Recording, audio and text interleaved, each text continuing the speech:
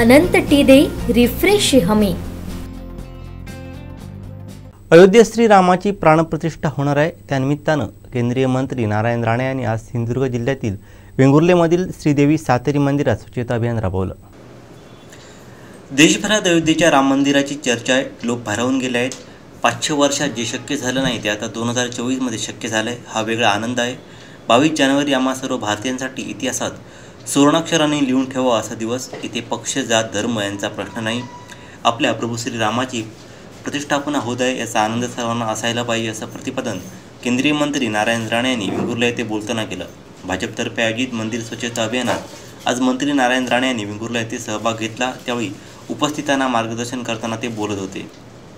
देशाचे पंतप्रधान नरेंद्र मोदी यांनी जाहीर केलेले मंदिर स्वच्छता अभियान 14 जानेवारीपासून सुरू झालं आहे।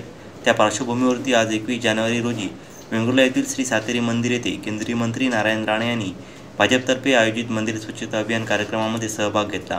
प्रथम त्यांनी श्रीदेवी सातेरीचं दर्शन घेतलं आणि त्यानंतर स्वच्छता अभियान करून त्यांनी उपस्थितांशी संवाद साधला। या कार्यक्रमात कारसेवक प्रशांत धोंड यांचा सन्मान नारायण राणे यांच्या हस्ते करण्यात आला।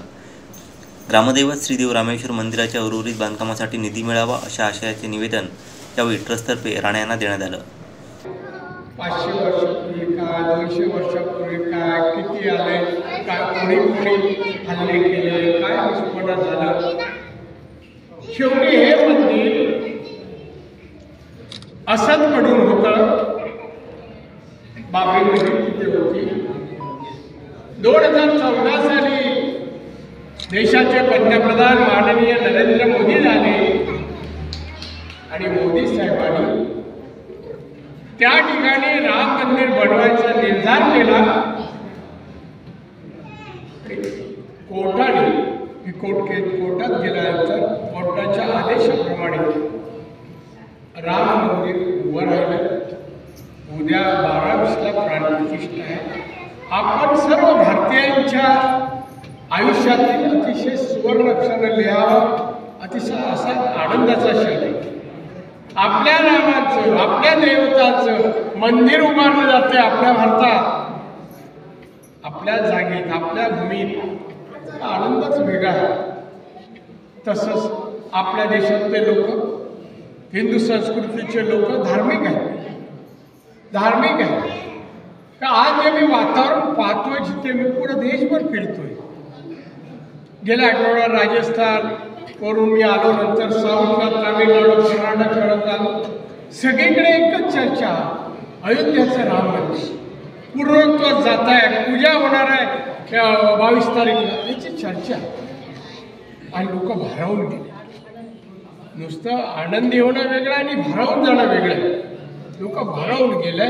जो तो राम मंदिराच्या दिशेने धावतोय, पळतोय, दर्शन होईल रामाचं, आपल्या देवताचं लक्ष केंद्रित आपण करावं म्हणून काही ना काही त्याच्या प्रार्थना करतोय, घोषणा देतोय, हे प्रयत्न सर्वत्र सुरू आहे।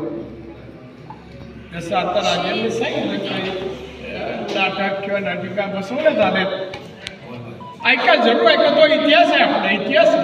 500 वर्षापूर्वी काय घडलं आणि असं काय घडलं की 500 वर्षानंतर जे शक्य झालं नाही ते आता आपल्याला या वर्षी 2024 साली शक्य झालं। हा वेगळा आनंद आहे, समाधान आहे। आणि म्हणून इथे पक्ष, जात, बीज, धर्म याचा काही प्रश्न नाही आहे। आपला देवता, आपला राम याची प्रतिष्ठापना होते, याचा आनंद आपल्या सर्वांना असायला पाहिजे। हा राजकारणाचा विषय नाही आहे, हा राजकारणाचा विषय केलेला नाही आहे। ज्याला आपला देव वाटेल त्यांनी या नमस्कार करा।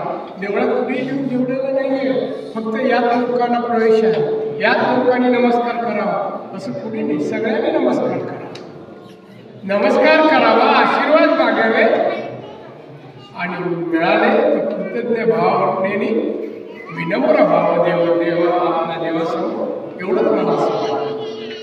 आज बरेच कार्यक्रम आहे, उद्याही आहेत, परवानंतर दिल्लीला आहे, नंतर प्रजासत्ताक दिन आहे 26ला, आणि थंडी आहे दिल्लीला, 3-4 थंडी असह्य थंडी।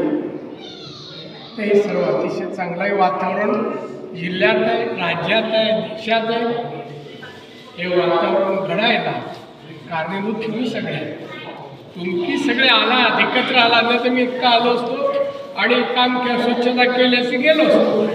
पण तुम्ही सगळे आलात, तुमचा हातभार लागला, स्वच्छ मंदिर झालं, वातावरण प्रसन्न झालं. याचं श्रेय माझं नाही आहे, हे तुमचं आहे, हे तुमचं श्रेय आहे. आणि म्हणून मी आपल्या सर्वांना वडीलधारी सर्व मंडळी, बंधू भगिनी, माता आणि पत्रकार मित्र या सर्वांना धन्यवाद देईन. आलात आपण श्री राम. आमचे दिवसभरातले सर्व अपडेट्स, ताज्या घडामोडी आणि थेट लाईव्ह पाहण्यासाठी सबस्क्राईब करा, लाईक करा कोकणचं नंबर 1 महा चॅनल कोकण 7 लाईनचं YouTube चॅनल.